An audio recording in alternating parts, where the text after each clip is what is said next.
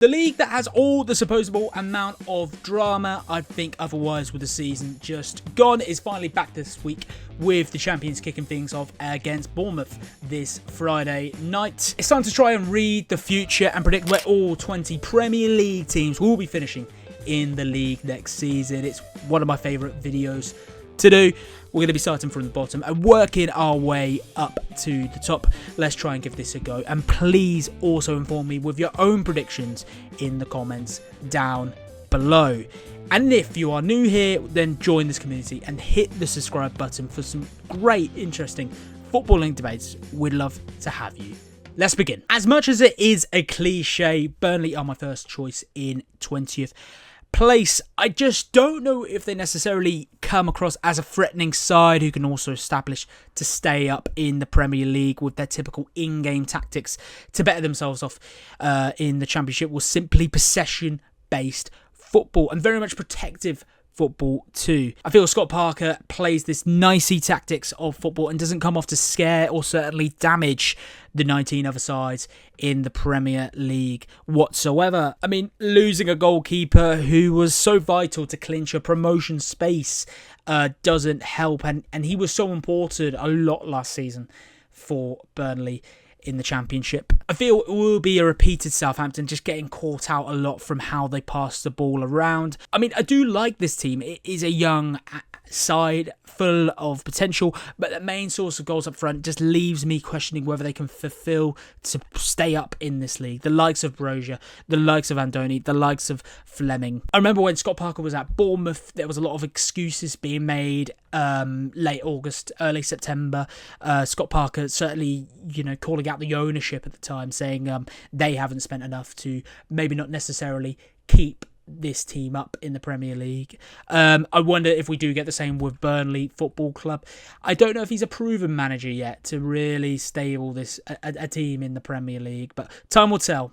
But they are going to be my 20th place team in my prediction table. Following on from talking about a previous Championship side, my eyes now fall on to Sunderland, who I've got in 19th place. This great club from the North East with fantastic fans, a great history too, is for me a bit of a grey zone when approaching the Premier League. I don't know whether it's because they haven't been up in such a long while, or it's because of unknown whether these players are going to do well in this league. It's just no one really expected them to go up in the first place, or you didn't have them as your favourites, shall we say. It's also just questionable how Regis Libri will approach the beast of the Premier League. What we do know is when he last coached a team in a top division of a country, and the only time too, actually, is it resulted in his team, Lorient, who he managed, going down from Ligue 1. It isn't a good record for top division football, but the signings have been impressive too, and they've had some fantastic pull power to get Granit Xhaka, to get Diarra from RC Strasbourg, who finished 7th last season, and he played a big role in that high finishing in France's top division. Them two have swapped consistent top division football for a challenge on their hands now, with attempting to keep Sunderland up in the Premier League, which is really a compliment to the Black Cats. So there has been good signings, and the defence also kind of comes into the grey zone, the unknown, whether, I don't know why or certainly how they will do in this Premier League season, and the gritty reasoning for the grey zone, and could be the best part of it, or it could be the worst part of it. There really is no knowing. But I feel if you track back to Brighton when they first came up in 2016, that line of defence, the centre halves that they had of Shane Duffy and an unproven Lewis Dunk, it felt they were very, very useful in that campaign. They were strong enough to protect Brighton from going down this season. And I do wonder whether we see that being repeated with the likes of Dan Ballard, who has similar qualities to Lewis Dunk, and O'Neill. I just wonder if we kind of get that repeated with Sunderland, and whether they can really come out as on the golden end of things and keep them up. But it's too unsure for me to know, and it's why, again, as I'll call it is a cliche, but it's why I've put them in 19th. I don't know how Regis Libri will approach this. I feel a little bit weak in confidence that he'll be able to keep them up in this top division. and I've gone for 19th for Sunderland Football Club. To finally break the 3 that go up, go straight back down, I've not chosen Leeds for my 18th position pick. Instead, I've gone for Wolverhampton Wanderers. Now, it might be a popular choice to choose them to go down, or it might not be. However, it is my choice, and I don't feel convinced that they have the means to survive this season. Similar to Regis at Sunderland, it feels a bit of a grey zone for Vitor Pereira. Now, when he did come in and replace of Gary O'Neill, we instantly saw a similar shape being kind of used, that O'Neill used, and he was able to do it with a way better system, just sparked a bit of life, a bit of quality into this side, and he certainly improved them. Now, a lot of that was due to the hard workers and the quality of Ryan Aït-Nouri, who's now gone to Manchester City. Nelson Semedo played a little bit of a part, but I think he will be a little bit of a miss. He's now gone to Fenerbahce. And of course, you know who I'm going to say, Matheus Cunha, who pretty much made the goals up himself. He's obviously now gone to Manchester United. A great player.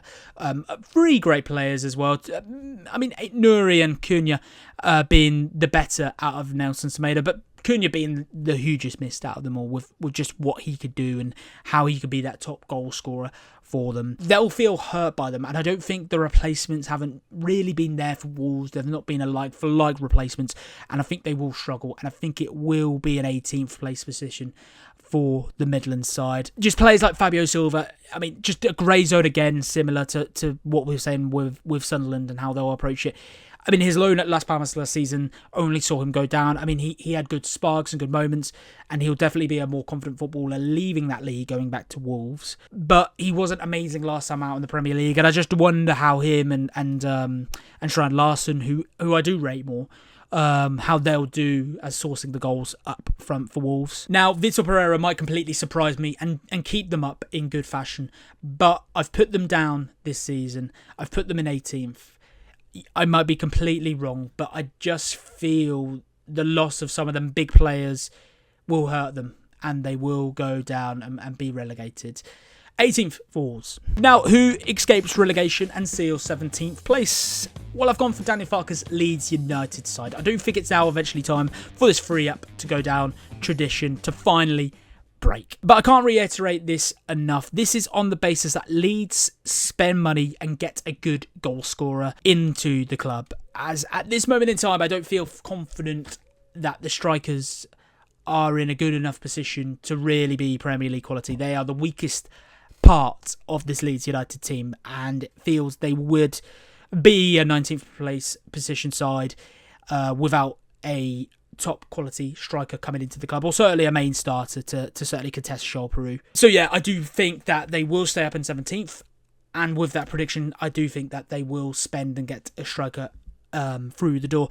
I did see they were targeting Rodrigo Muniz from Fulham. It looks like he's going to be joining Atalanta, unless I'm wrong. I'm just going through the information on today of today's recording on this video. Out of the 2 that have come up, I really like the Leeds defence more than the others. I think their defence is a lot better in some senses and can really keep this club up. I feel the one key ingredient and the one thing that does need to change too, on top of needing that striker, is the comeback of his own, and certainly the highlight of his own personal management career would be Daniel Farke to keep this club up. Learn from his mistakes from Norwich. We saw how slow he was to change these kind of in-game tactics when he was at Norwich, which left them feeling vulnerable and ultimately left them going down from the Premier League when he was here a few seasons ago. And I think the German coach has the better kind of knowledge now to know what not to do when tackling this league. There's some really good talent here. I mean, just really quickly finishing up on Leeds, but Ayo Tanaka and the new signing of Anton Starch, who won the Euros with the German under-21s. He has a threatening height of 6'4". I think he's been impressive in the preseason as well from what I've seen. That all looks good and promising for Leeds to stay up. But there's also Lucas Lebecker on a free. That transfer from Wolfsburg, that doesn't seem convincing for me for them to be keeping up in the Premier League this season. I'm not necessarily saying Lucas Lebecker will be a main starter, But I feel Joel Peru needs to really improve from last season. He was a bit quiet in the championship, or certainly didn't contest as what I thought he would. So he needs to do a lot more. But a main striker just to come through the door is certainly the imminent proposition that I'd give to Leeds United. Of course, we could continue talking about other parts of the team. Meslier, whether we're doubtful on him, but I feel the new signing of Perry from Lyon is a good kind of replacement and maybe a main team starter. But yeah, 17th for Leeds. Striker is needed for that to be possible, though. A team who I did actually speculate on finishing perhaps in the relegation bottom three was West Ham United. Now, I've put them in 16th, and I feel Graham Potter seems to have really struggled with getting the best out of the East London side when he took over them at the start of January. Now, there's a lot of pressure on these players to perform next season ultimately, and I don't think they'll be able to match the sheer quality that others will be able to certainly perform with in the league next season. Saying that, they've still got the very impressive players of and ones who bring good fortune of Jared Bowen. And, they will feel fortunate enough to have kept him for this long now. And at this moment in time, too, we've also got Lucas Paqueta, who we need to see more in the light for the Hammers next season. These two are perhaps your like for like with Cunha and Ryan Aït-Nouri, real good machines, good hard-working players who really perform consistently throughout the season. And, they left, and Wolves a lot left them, lost them, sorry. And that's my reasoning with why Wolves will finish below the Hammers. But I do feel high in confidence that, Potter has the good knowledge of this league, and the squad's own fearful performances from the gaffer's tactics can mean they really grind out and get them needed results over the line. It hasn't solidified much yet during his time at West Ham United. I think it will come to light more now, but it still won't be that typical kind of standard expectation. They won't be happy with a 16th place where I've got them to finish in next season. But we just need to see them, this effective side again. But there's just too many question marks over whether some of these players can perform in the West Ham team. I mean, Kyle Walker-Peters, really good in the Championship, but Somerville as well. I mean, they aren't amazing in my eyes to support them with a climb up in this league. It might just be that this season we do see Somerville come to life more. I mean, we do normally get that in a Premier League season. The opening season that a player plays in and debuts in isn't as good as the others. The second season they find their second wind as such and come to life more. But there's also no Kudos, and as much as Cresswell and Antonio haven't played as much as Kudos did last season, they were still so important off the field. Losing them from the dressing room may lead to this team discombobulating a bit next season, and perhaps we could see Graham Potter being sacked too, and West Ham fighting to stay up. So it's been a good pre-season for them, and as brutal as it is 16th where I've got them in my Premier League predictions. Above the Hammers, and maybe a surprise too for many really, is Brentford Football Club. Now, what West Ham haven't got, along with Wolves too, is a state-of-the-art data engine which provides them with underrated players from England and also Europe for cheap fees. The only thing that's really changed for Brentford Football Club is, of course, the most important part of the team, the cherry on top. It's Thomas Frank. He is really the brain set as to why they've now been an established Premier League side, and I think they will still be a Premier League side come 12 months from now. But also, of course, they've lost the quality of Brian Mbeumo. He was so lightly fast, a great player. And joined with this, it's Christian Norgard who's gone out the door to join Arsenal, and they haven't really replaced him for a like-for-like. And that will pay a huge impact. Can they still operate in a different way, or certainly see the other arrivals come to the light and survive in this league with ease to achieve a 5th season in the Premier League? I mean, Kelleher is a great replacement for Flecken in my eyes. He can improve and really come into life as a goalkeeper. And I really love the signing of Anthony Malambu from Feyenoord. He will be a very underrated signing. And I'm sure as well Michael Kiyode will be another. And they've not had to spend any more than 20 million on them each there. But it's through that impressive data model, and that hasn't changed. That's still been here here with Brentford, and the staff working on that data model too, to make them signings happen, to do that important research. That's all still being the same, and you know, it's just now all on Keith Andrews to perform it. The ball is in his court, and I'm sure he would have worked alongside, well, he did work alongside Thomas Frank. Obviously, he was a set-piece coach originally at Brentford, but he will certainly be able to adopt that coaching visionary that Frank had, and he may see Brentford and take that to full advantage, you know, with now being the leading manager and taking the reins here. And joined with that, it's also so important too that they keep Weiser to achieve safety in the Premier League. Now, it is true, a lot of people have this team to go down. I don't think it is possible. I think there's too many good things happening at this club still. There's that impressive data model. There is the doubt of Keith Andrews, but I feel he has enough knowledge from the shared experience with Thomas Frank to keep them up. And, you know, it's seen many departures over the past 2 months, Brentford, but they have also made some signings at the moment that many won't really batter an eyelid out, but they can certainly really impress. I'm sure of it. You know, I'm backing the data model more than I am backing Brentford to go down, and I feel that data model, as well as hopefully the good manager that they will hopefully find within Keith Andrews, will hopefully from a Brentford point of view keep them up. I've got them as 15th in the Premier League next season.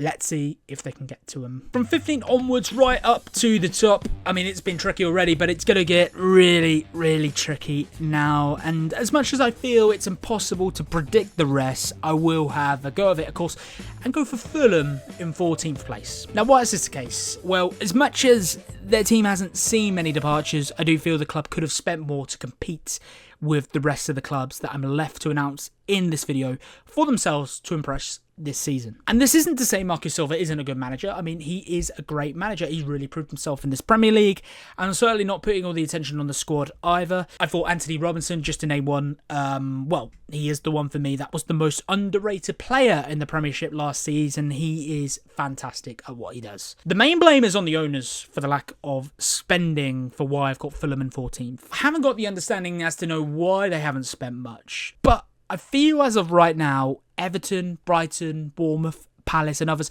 I feel they finish in a higher position than Fulham through either doing good business or simply maintaining a good enough squad for the new season to see them perform highly. They seem close to losing Rodrigo Muniz, which leaves them with just Raul Jimenez. So if this does happen, then they quite literally will need to spend some money in this transfer window and get a striker through the door. It just feels this side hasn't claimed an impression yet in recent years, like Brighton or Bournemouth, with trying to clinch European football. I don't think it will happen whatsoever this season. It's a bit kind of loose, this squad, and I can see it just being a mid-table side and falling as low as 14th table, which they won't be happy with, but of course they aren't going down anytime soon. So 14th it is for Fulham Football Club. Now, it feels fair to think that Crystal Palace will underperform by 1 place this season from their normal regular 12th place position. My logic in this is they've just got more football to play this season through the Europa Conference League, and are also likely to lose Eberici Eze and Mark Gué in this window. And where should that leave them to finish? Well, it's going to be a 13th place, I think. Look, Palace have been nothing but spectacular last season. They've truly impressed, and they've been under the radar too, which has helped them massively. There'll be higher expectations from the board this season as well, for them to certainly go on to win the Europa Conference League. As of course, they feel that they should be in the Europa League, and they should be as well, by the way, too. So there'll be a lot of hunger and perhaps more attention across the European League tournament, shall we say, to certainly perform there more than there is in the Premier League. And I think I speak for all Palace fans here, but I think they just wish the board would just meet with the expectations ball that Oliver Glasner has and invest more money into this team through summer signings. I think Palace fans just want to see more of a Premier League substantial size through the money. the money signings. The release clause ends this week of recording on Footie Agenda, and it feels Spurs are very much interested in activating that. It's a very strange feeling for Palace, as they've been nothing but great, and they're coming off one of the best seasons in the club's history. But it feels they are in a very vulnerable position in the 25-26 season. It's easy to lose players, and it doesn't seem easy to gain whatsoever. And I think Glasner will do the best he can, but the quality isn't there, and the extra European football to play through the emotion of losing out on the Europa League will lead them to be driven to winning the Conference League, and there to be more eggs in that basket of side of things. But Palace are my 13th place prediction. I feel they will fall just one position lower than where they were last season. I now have the side with the spanking new stadium coming next season, Everton Football Club.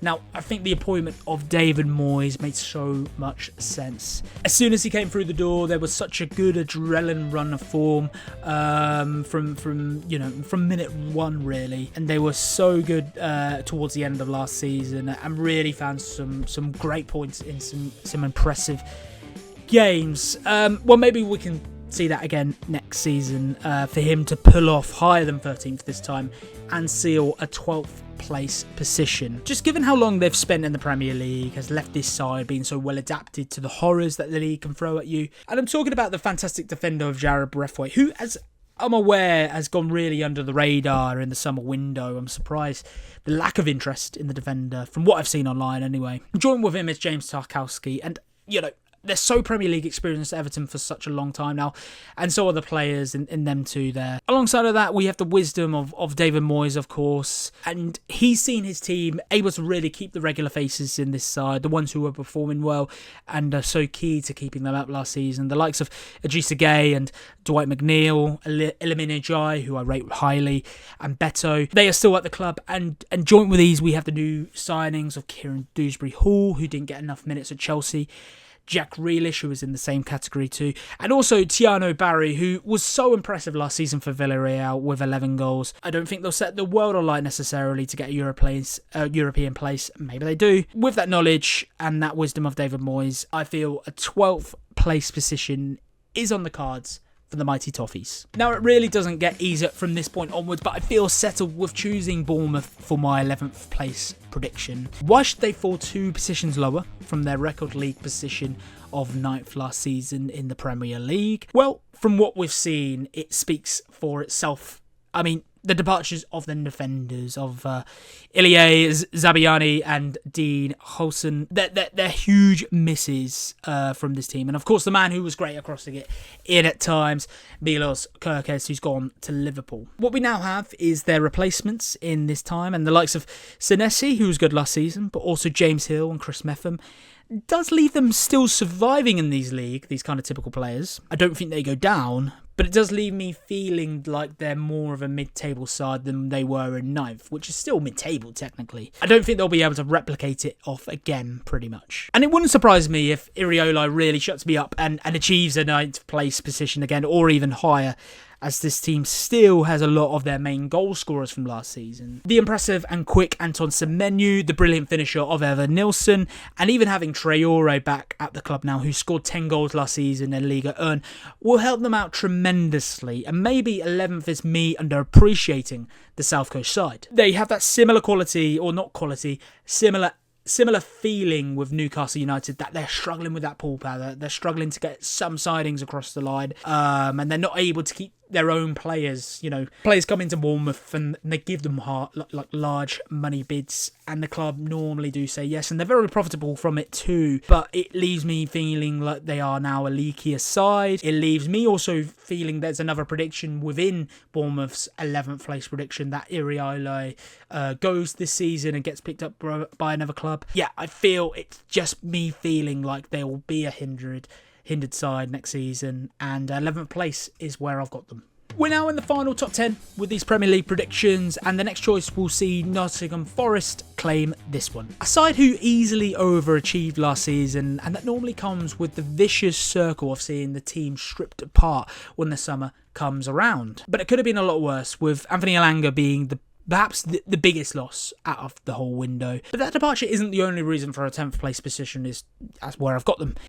where it comes from the extra amount of games in the Europa League. Now, of course, everyone's got their own unique story, but when Nuno Espirito Santo was at Tottenham Hotspurs for a few months in 2021, we saw that continuity being all over the place with the results in the Premier League and also in the Europa Conference League. He wasn't able to maintain both competitions. Does that now mean we see a shift of form in the Premier League, perhaps? Well, I think it's natural for any team who doesn't usually have that consistent level of European football in their own stadium to see a decline in the domestic league for the next season. I just wonder how well Chris Wood can perform, who was on the end of so many goals last season, and of course losing Elanga will hurt them, and they've replaced them with a Serie A signing of Dan and Joy. Now, this is a player who was only able to achieve 4 assists last season in the league, and they've splashed out £50 million on him too. I just can't see that same considerable form continuing for Forest, and joint with the added pressure and the expectation of Europa League leaves me seeing them finish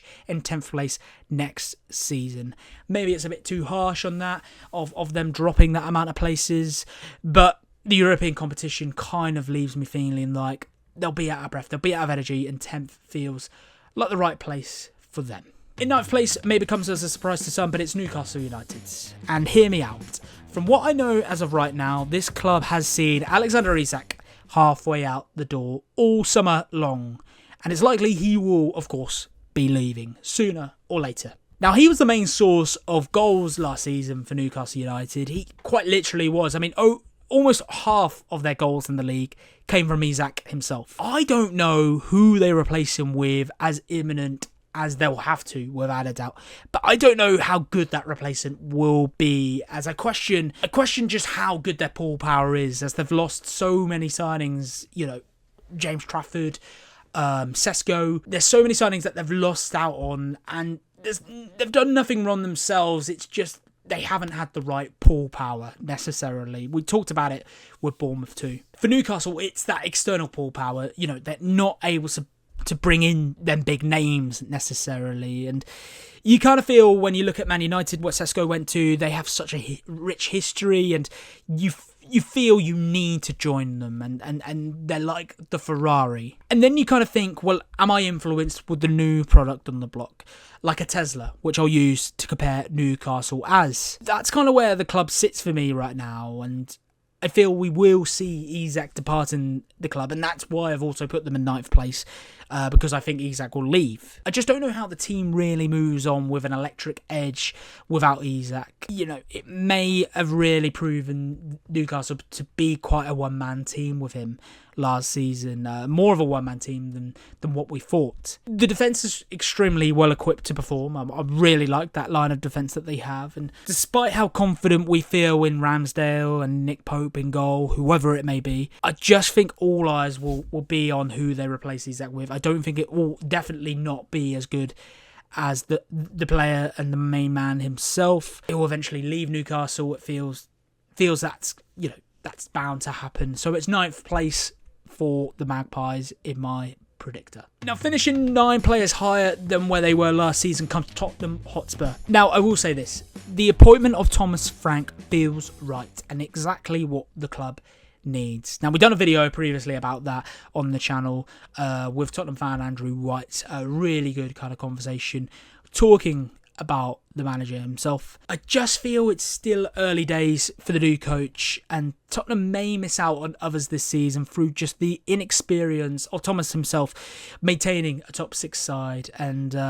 through just the that kind of naivety he may have when dealing with the expectations that Tottenham Hotspur will throw at him from the board side of things. I, however, just feel it's still early days for the new coach to perform, and Tottenham may miss out on other bigger sides this season through the inexperience of Thomas himself maintaining a top 6 side and having to settle as well in his first season in charge. It is turning out to be a great summer signing window for Tottenham Hotspur. They've signed some really good players. There's so much on the line this season. Expectations are there for them to certainly win trophies, as they've proved they can now, this team, and they need to get higher up in the league too. I just think time is Thomas Frank's and the players' friends right now. There's certainly something that Mikel Arteta has had a lot of during his time at Arsenal to allow himself to assert himself. Thomas Frank should get the same offering. For how much this team has to play next season, I just feel they'll get torn out a bit through that lack of quality when it comes to certain players who just offer squad depth in the team. I'm talking about Dej Spence. I'm talking about Wilson-Adobe. I'm talking about Manor Solomon. I just feel they are the ones that offer the depth, and I just don't know whether it's good depth to really kind of be an elite side in the Premier League, to achieve a top 4 finish in this league, and can leave them not really matching the big points with the talentable other sides in the league. Tottenham can be great and talentable, without a doubt. They've done that the other night in the UEFA Super Cup. Thomas Frank could really surprise us all, but the luck of not having key players injured will be a part of that surprise. Crude and brutal it may be, but 8th place it is for Tottenham Hotspur. Now, I mentioned how clubs can benefit from a lack of games, and what I mean by that is a lack of European games. It's been a whole season now for Fabian Hürzeler, who's been in charge, and he's been impressive in his first campaign in the Premier League for the Seagulls, and took some really good points off some top sides in the league. They haven't lost many key players, only João Pedro, Estepinian and Adringa, who I see as key in the squad. It's not been as bad as what they would have thought it has, or certainly has been in previous years. Basically, this team can still perform. It's been a whole year now, like I said, that Hürzeler has been at the club, and in that time he would have adapted this side to be better than they were 12 months ago from the players that are still here, that are here now, sorry. The departure of João Pedro, as much as Chelsea fans will perhaps certainly highly praise him, it isn't as massive as losing Isak, for instance. With the forwards, I'd imagine Ruter will be the main starter, as he did impress in the Championship.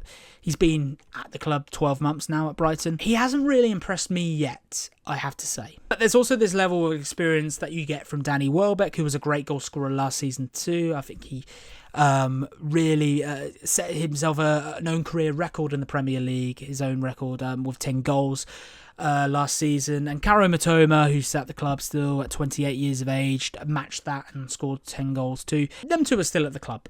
Really healthy stuff for Brighton. But I feel there's a whole lot more in this team to talk about too. It isn't really just about Ruter and Welbeck, as much as they'll be them typical target men up front to get on the end of the ball. The emphasis is then on the midfield to just perform, to be the typical target makers. And if they are performing, then expect the forwards to perform too. That was kind of how it went with Brighton last season with Ruter and Danny Welbeck.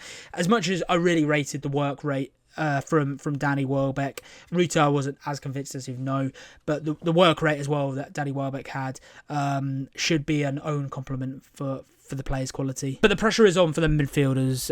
Buonanotte, Enciso, Matt O'Reilly, who I really rate, and many others, of course, in that midfield too. They really need to step it up as playmakers and support them target men up front for Brighton to continue ticking on and operating in the right direction to claim this 7th place spot in which I've got them in. They haven't got them European games. Hürzeler now has had that time to adapt this side. It feels it's easy for me to say that they will claim 7th place spot in the Premier League next season. And who finishes above Brighton in my prediction table? I've gone for a very controversial high position for a big fallen giant of English football. Of course, it's Manchester United.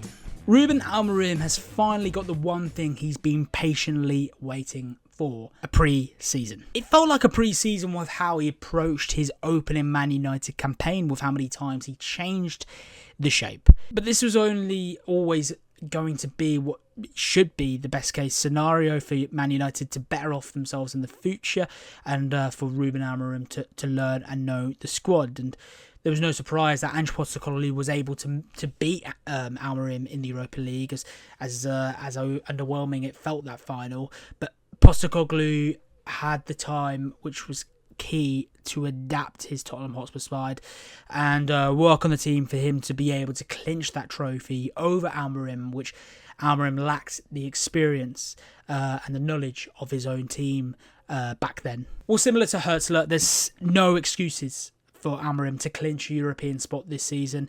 And another similarity to Brighton is that this squad is going in the right direction and can only get better. United also have no European football to worry about or play in. They've had a very tidy and well-organised pre-season too, and they've bolstered the team like they normally do. But the ultimate difference this time that we've seen two players join from on high fees, Matheus Cunha and Bryan Mbeumo. We normally get signings from other leagues in which they perform well in them leagues, but it's still questionable whether they can perform at Man United. The questions will still lie for both Matheus Cunha and Bryan Mbeumo, but we do know that they're coming off a purple patch, and that purple patch that they've just had is in the same league that Man United will be competing in. So you just feel a bit more confident in them signings that they've been able to get across the line. Joined with this, you've also got Amad Diallo, Mason Mount, and the ever-impressive Bruno Fernandes, who are performing well and going in the right direction still. To be in the same conversations as Cunha and Mbeumo. Ruben Amorim has had time to adapt things to his own liking, and we can really now see, or start to see, shall I say, this fantastic counter-attacking side that he was able to certainly showcase when he was at Sporting CP. I think the fans still have to be patient, like Arsenal fans have been with Mikel Arteta, as there's still big work in progress when it comes to Man United. They'll just have to hope it works out a little bit quicker than Arsenal Football Club for them. I have United in 6th place for my predicted table. Let's see what Ruben Amorim can do. It will definitely be a better season than the one that we've just seen in the league just gone.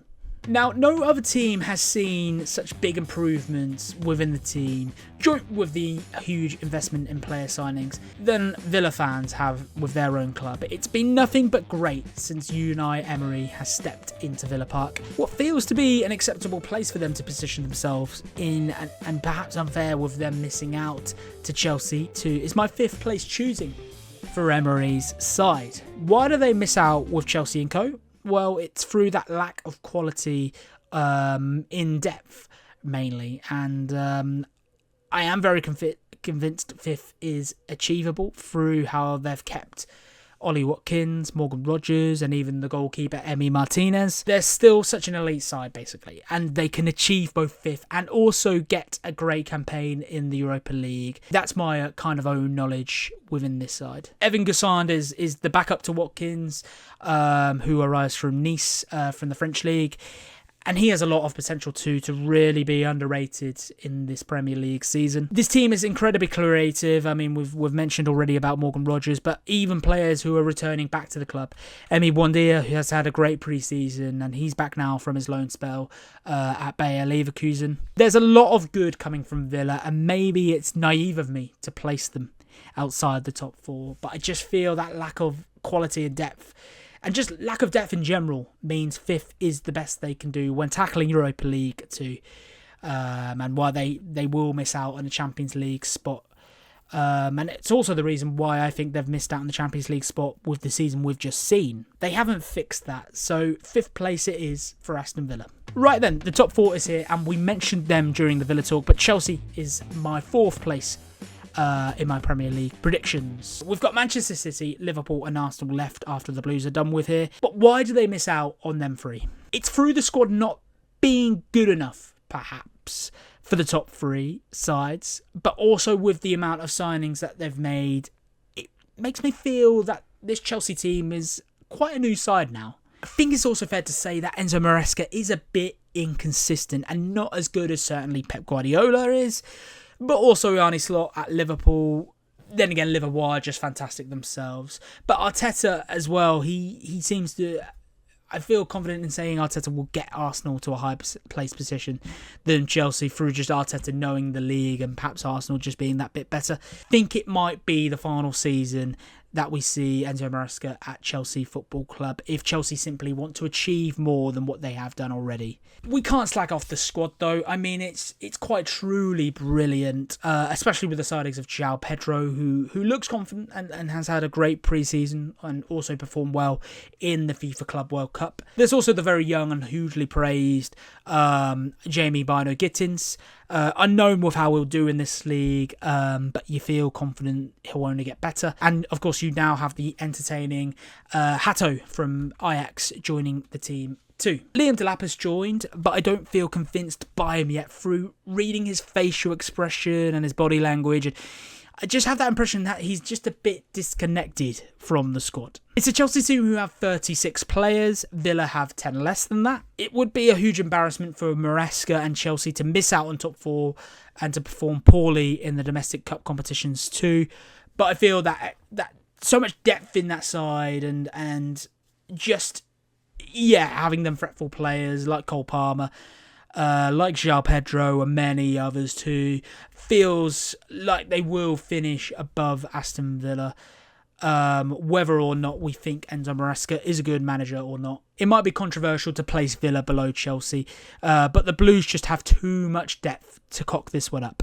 It's fourth place like season for Chelsea Football Club. The bronze medal in the Premier League season, in my own eyes, will go to Manchester City. They're the one team where it might be the hardest to just know how they'll do this season. You just don't know if there'll be a big redemption arc and Pep to surprise Liverpool and surprise a lot of others in this league and win the league title, or it might be even worse than how they done last season in third place, and they might even more underperform this season than they did last. What they can do is get third again, in which I've got them in, as they've improved this team through the signings and they've had time to now see others become even better than they were, the likes of Omar Mamouche and Savinho too. There's so many elements in this team to deconstruct and have as my reasoning as to why they only get third place. For starters, they have spent well, yes, but it still isn't enough to claim the top spot in my own eyes. The other part of the reasoning is Pep Guardiola still hasn't got everyone in the right place, I don't think.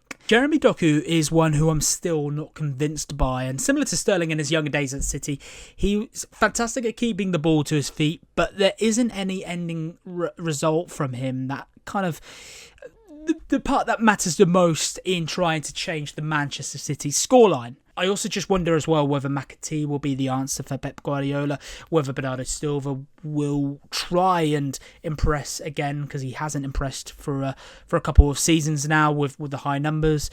The same goes for Foden too.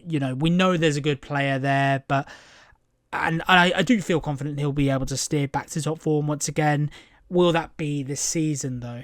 And it then leaves you thinking, is this all enough to really see them finishing higher than third with what they've got this season? And maybe third for their prediction is quite generous. But when you flip the coin, you see the signings of Ryan Cherki, who really impressed last season for Lyon with 8 goals and 11 assists in Liga 1, and the impressive Rinders from AC Milan. You feel the assets are there just to really claim top 4. We just need that great managerial direction from Pep Guardiola, and you wonder as well, is there too much emphasis on them being a one-man team, essentially, with Rodri now missing the start of the season due to an injury he picked up in the FIFA Club World Cup? Does that leave this side starting things off in the wrong tone like they did last season, and therefore they don't provide enough points to be in that top 2 and to contest Liverpool for the Premier League title? I think we will get a great reaction from Pep this year from a poor season in 2025,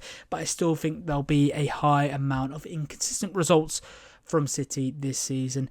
Third place it is for Manchester City. Mikel Arteta has a serious amount of pressure this season. Enough is enough. The title has to be Arsenal Football Club's in 2026. Or can he finish second place again with a UEFA Champions League title to save his job? His job is definitely on the line this season.